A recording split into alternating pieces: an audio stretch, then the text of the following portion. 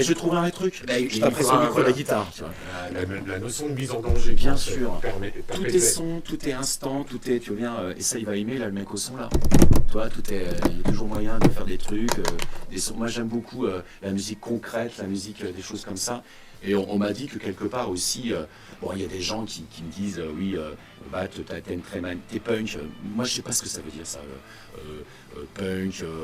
Machin, moi, bien sûr, je me Si suis on pouvait beaucoup dire intéressé. punk dans l'esprit, au niveau du sens, où ce qui pourrait caractériser le punk, c'est justement pas de limite, Ouais, pas de pas de contraintes.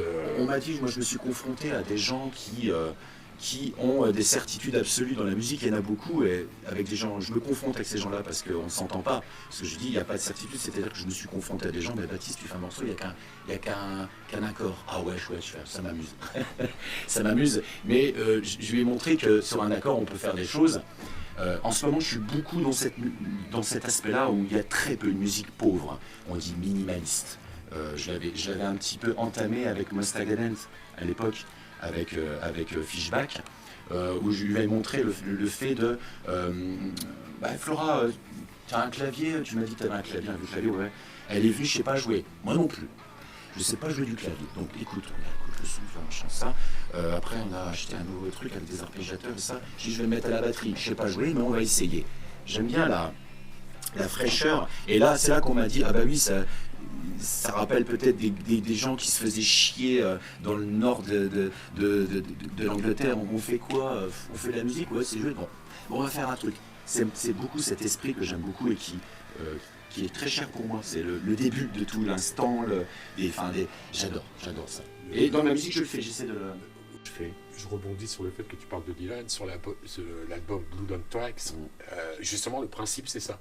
Ils sont rentrés dans une cave là-bas au sud des États-Unis et pendant 3 mois, ils ont laissé tourner. Quoi. Et à l'arrivée, ça donnait Blood on Tracks. Ouais. Et pour rebondir là-dessus, la fameuse partition d'orgue sur Like Rolling Stone, qui est restée légendaire, en fait, quand tu écoutes bien ce morceau-là, il a un petit décalage avec le couplet, avec le refrain. Ouais. Et en fait, l'anecdote simple, c'était que le claviériste attitré n'était pas là au moment de la session de l'enregistrement. Et donc, il y avait un mec qui traînait dans le studio, et tu sais jouer de l'orgue, un peu et tout. Le mec connaissant pas le morceau. Il y avait le morceau de 7 minutes. Ouais, mais il y avait le fraîcheur. Et puis, et en fait, le mec avait toujours un temps de décalage. Et quand Dylan a réécouté l'enregistrement, il a dit, on laisse comme ça. Ça, j'aime bien. Voilà, tout ça pour rebondir sur ce que tu parles par rapport à l'instant. Et à l'arrivée, je te souhaite un jour que tu aies ton like en Stone à tout.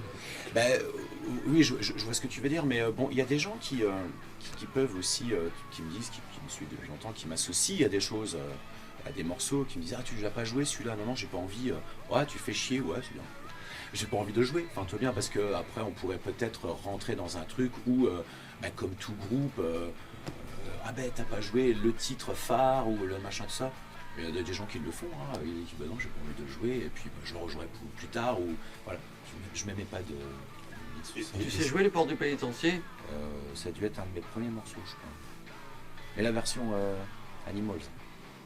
Eric Burdon. Et ça, c'est un débat récurrent dans le rock, quand le morceau devient plus gros que le groupe.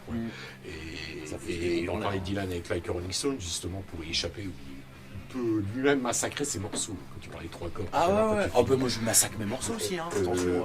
Radiohead a eux théorisé ce truc-là. Ils ont arrêté de jouer The Creep. On peuvent plus. Pour pas être écrasés par le poids. Alors forcément, les gens qui les voyaient la première fois, on n'a pas vu The Creep. Ils l'ont rejoué pour la première fois il y a 2 ans. Ils sont restés 2 ans. Oui, ils sont pas les seuls. Non, moi je me fixe. Moi je joue, moi déjà quand les gens, j'ai la chance, les gens ils t'appellent et disent tu veux jouer tout ça, j'adore, j'ai toujours ces instants qui sont du début et tout, j'ai toujours 15-16 ans, pour dire je vais jouer 15-16 ans avec le mec à 44 ans quoi, qui a eu de l'expérience, la vie, la musique, parce que de toute façon les influences sont peut-être marquées ou pas, ce que je fais, mais sont très importantes parce que sinon j'aurais jamais fait de musique, je pense. En fait, tu ne fais pas du recyclage, en fait, ta musique, en fait, accompagne ta vie. En Oui, C'est pas je vais faire ça puis rester figé dans ce modèle-là. C'est-à-dire en clair, oui, ce que tu as fait il y a 10 ans, tu pourrais peut-être plus le faire maintenant. Ça voulait dire quelque chose sur ta vie d'il y a 10 ans. Ah oui. Et puis là, dans 10 ans, quand tu reparleras de la journée d'aujourd'hui, tu seras peut-être encore ailleurs, dans autre chose. En fait, les deux marchent sur du même pied. Quoi, en fait.